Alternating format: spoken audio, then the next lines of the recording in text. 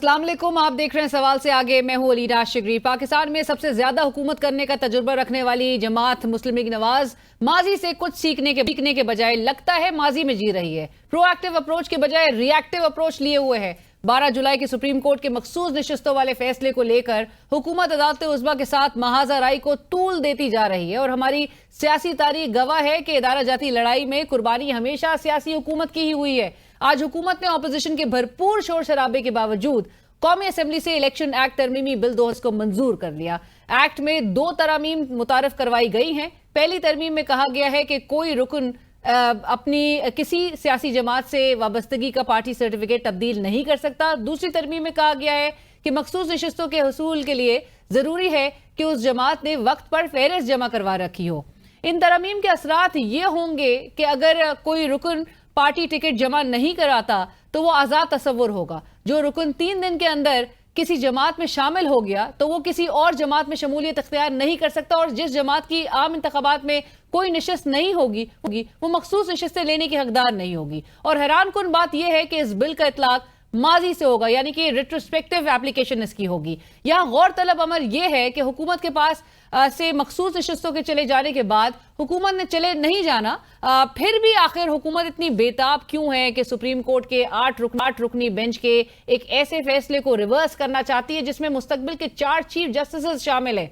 Senator Irfan Siddiqui साहब ने एक बयान में वाज़ेह तौर पर कहा कि 12 जुलाई को 8 जजेस का फैसला आईन और कानून के मुतसादिम है। फैसला आईनी होता तो तरमीम की जरूरत नहीं पड़ती। लेकिन दूसरी जानिब उसी जमात के एक और सीनियर रहनुमा और मौजूदा कानून जनाब आजम नजीर तारड़ साहब का कहना है कि ये कानून साजी आइन की रूह के मुताबिक है। ये कानून साजी अल्लाह के 100 नामों के नीचे खड़े होकर मैं कह रहा हूँ आइन की रूह के ऐन मुताबिक है। ये अनकॉन्स्टिट्यूशनल नहीं है, ये आइन की रूह के ऐन मुताबिक है। इस बिल के रूए रवा जनाब बिलाल अजहर कियानी साहब की तावील जो उन्होंने पेश की और उन्होंने कहा कि बुनियादी तौर पर ये वही चीजें हैं जो कानून में दर्ज हैं, हम इन कवानीन को मजीद वाज़ेह कर रहे हैं। ये बुनियादी तौर पे वही चीज़ें हैं जो आइन और कानून में ऑलरेडी दर्ज हैं। हमने इनको मज़ीद स्ट्रेंथन किया है, मज़ीद वज़ा किया है और इसमें बुनियादी तौर पे ये कह रहे हैं कि एक शख्स अगर मुकर्ररा वक्त पे रिटर्निंग ऑफिसर के सामने अपना पार्टी सर्टिफिकेट नहीं जमा कराता तो वो आज़ाद कैंडिडेट तस्वर होगा। अपोजिशन अराकीन की जानिब से बिल की शदीद मुखालफत की गई और मुसवदे की कॉपियां भी फाड़ी गई। तहरीक इंसाफ के मेंबर कौमी असम्बली अली मोहम्मद खान साहब ने इजलास में तकरीर करते हुए कहा कि हम इस बिल को मुस्तरद करते हैं। हुकूमत पार्लियामेंट के जरिए सुप्रीम कोर्ट पर हमला करवा रही है और हम इसके खिलाफ सुप्रीम कोर्ट जाएंगे। हम इस बिल को रिजेक्ट करते हैं। ये सुप्रीम कोर्ट के ऊपर पार्लियामेंट की तरफ से हुकूमत हमला करवा रही है और अक़लियती मेंबरान के हक में डाका डालने के लिए कानून साजी करें। इंशाअल्लाह हम इसके खिलाफ सुप्रीम कोर्ट में भी जाएंगे और सुप्रीम कोर्ट से आपकी कानून साजी रद्द होगी।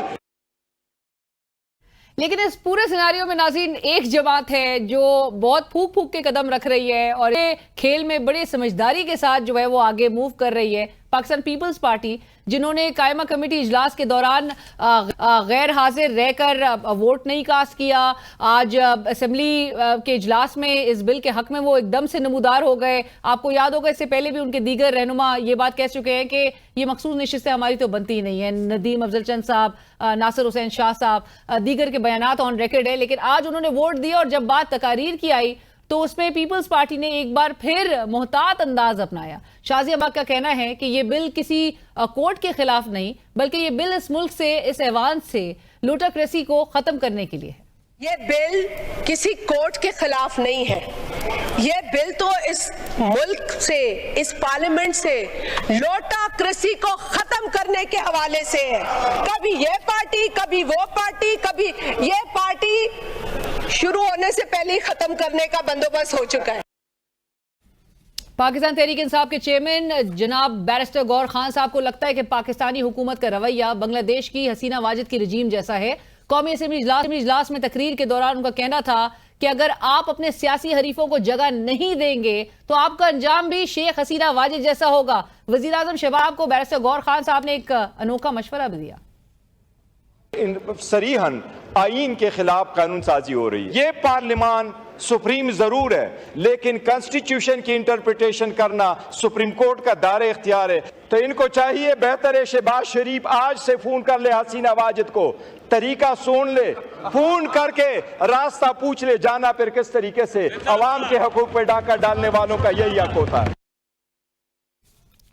اب ناظرین, تحریک انصاف کی اپنی اسٹریٹجی, چاہے وہ قانونی ان کی حکمت عملی ہو یا ان کی سیاسی حکمت عملی ہو, اس کو لے کے بڑی باتیں بھی ہو رہی ہے, تنقید بھی ہو رہی ہے, بہت زیادہ کرٹیسزم کا سامنا ان کو کرنا پڑ رہا ہے.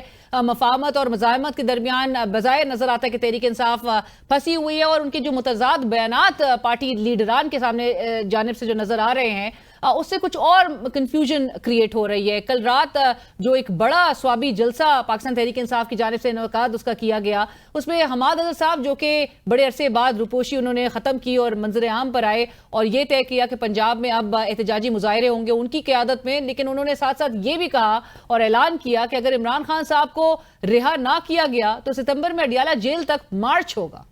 پنجاب کا باقاعدہ احتجاج, پرامن احتجاج شروع ہو رہا ہے ستمبر کا مہینہ. اگر بے گناہ عمران خان کو نہ چھوڑا گیا تو پنجاب والوں اڈیالہ لانگ مارچ کے لیے تیار ہو.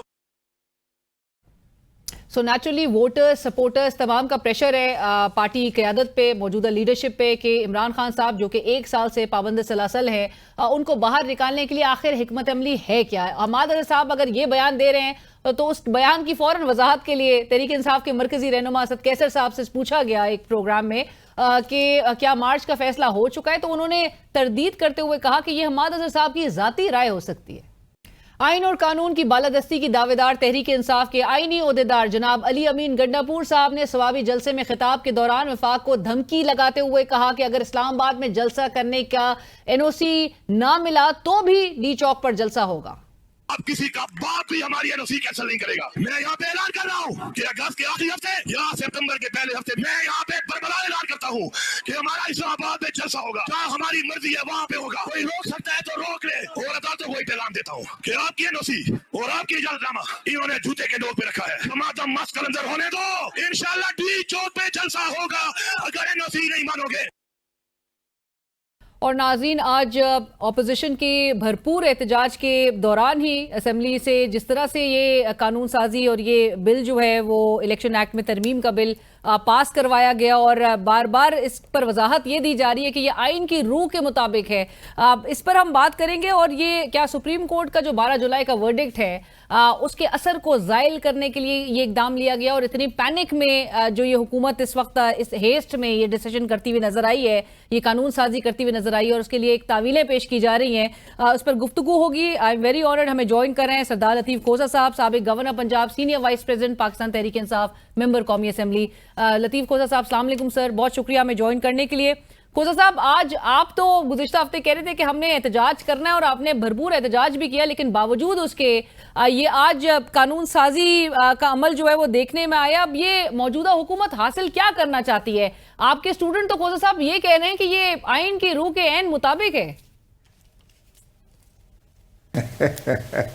بالکل صحیح کہا انہوں نے. یہ اپنے لیے ایسا گڑھا کھودا ہے اور اس کھائی میں جا کے گرا دیا ہے پاکستان مسلم لیگ نواز اور اس حکومت کو کہ وہاں سے نکلنا ان کے جو ہے بس میں نہیں ہوگا, ممکن نہیں ہوگا.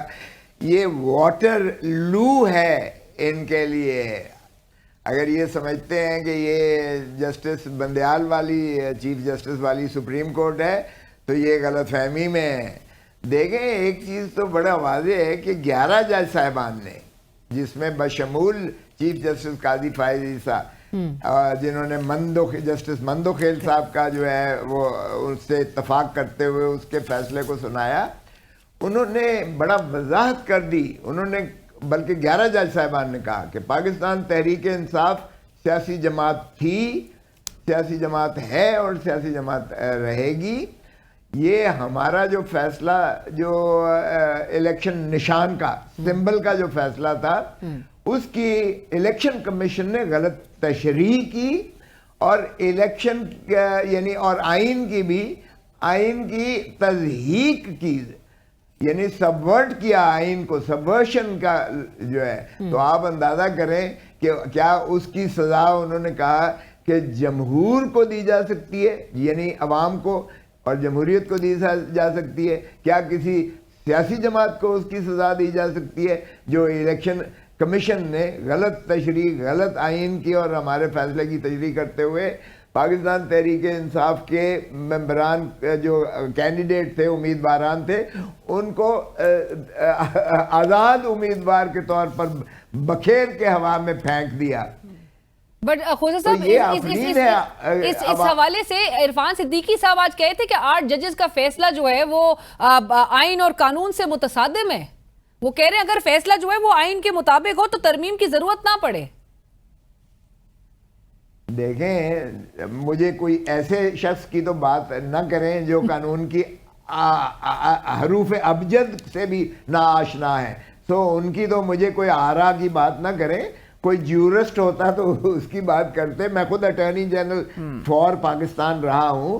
تو اس لیے جہاں تک تعلق ہے آئین اور قانون, انہوں نے کہا کہ ہم اپیل سن رہے ہیں. انہوں نے اس کا بھی جواب دے دیا کہ جی انہوں نے جس چیز کا مانگا نہیں گیا وہ کیسے دے دیا گیا. پاکستان تحریک انصاف تو پارٹی نہیں تھی, فریقی نہیں تھی, آئی نہیں ہے. یہ اس کا بھی جواب دے دیا چیف جسٹس اور جسٹس مندوخیل کے. انہوں نے کہا کہ ہم اپیل سن رہے ہیں. اپیل تسلسل ہوتا ہے اوریجنل کارروائی کا. اوریجنل پروسیڈنگز جو تھیں وہ الیکشن کمیشن نے ایک جماعت کو جماعت تسلیم کرنے سے انحراف کرتے ہوئے آزاد ان کے امیدوار پھینک دیے.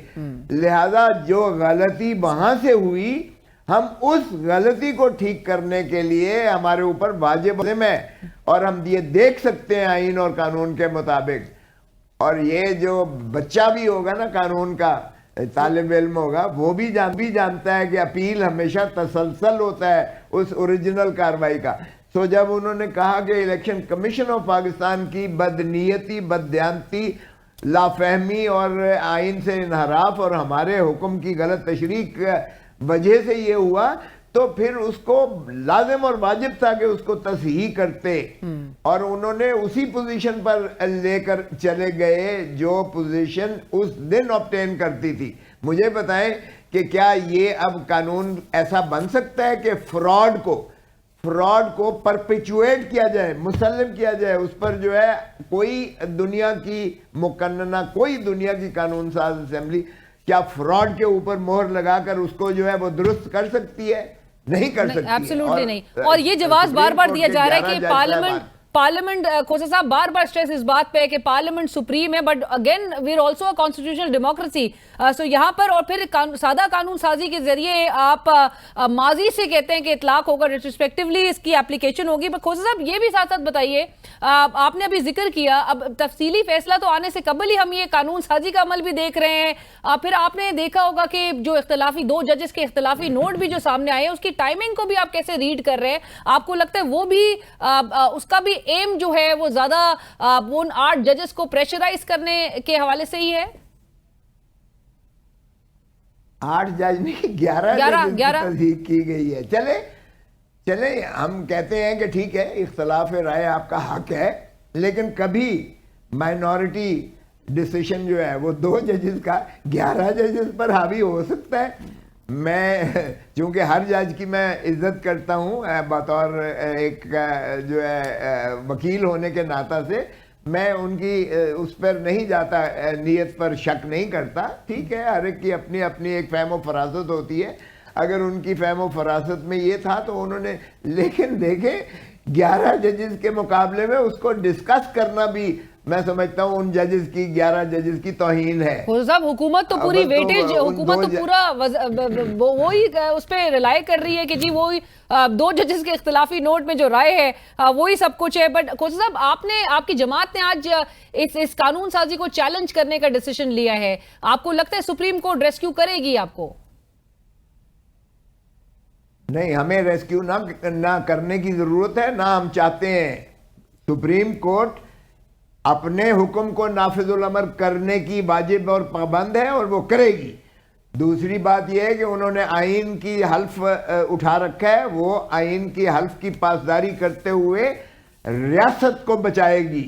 تیسری, ریاست عوام ہوتے ہیں, معاف کیجئے گا, آرٹیکل 7 میں دیکھ رہے ریاست جو ہے عوام ہے اور عوام اپنے نمائندوں کے ذریعے پارلیمان اور اسمبلیوں میں نمائندگی کرتی ہے. سو ریاست کو بچانا یہ بھی فرض ہے. ریاست افواج پاکستان نہیں ہے, نہ اسٹیبلشمنٹ ہے, نہ حکومت ہے. ریاست عوام ہے اور وفاداری آرٹیکل 5 میں loyalty to the state, loyalty to the people of Pakistan. بالکل ایسا ہی ہے. And obedience to the constitution is the inviolable obligation.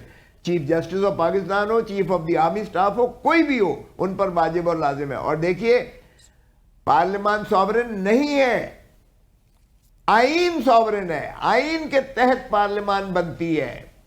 تو آئین کے تابع پارلیمان بنے گی اور قانون سازی اور جو ہے ترامیم ہوں گی آئین کے تابع ہوں گی, نہ کہ مادر پدر آزاد ہو کر پارلیمان اگر کہے کہ اس ملک میں جو ہے کوئی جو ہے مسلمان نہیں ہے تو کیا آپ مان لیں گے, یا اس ملک میں صرف جو ہے مسلمانوں کو رہنے کا حق ہے اور باقی ساروں کو سمندر میں غرق کر دو. کیا پارلیمان یہ کر سکتی ہے ایسے قانون پر, یا یہ کہے کہ جی عورتوں کو جو ہے کوئی حق نہ ہوگا؟ یہ قانون سازی کو آپ کیا قرار دیں گے؟ آپ سمجھتے ہیں انکانسٹیٹیوشنل ہے پھر یہ؟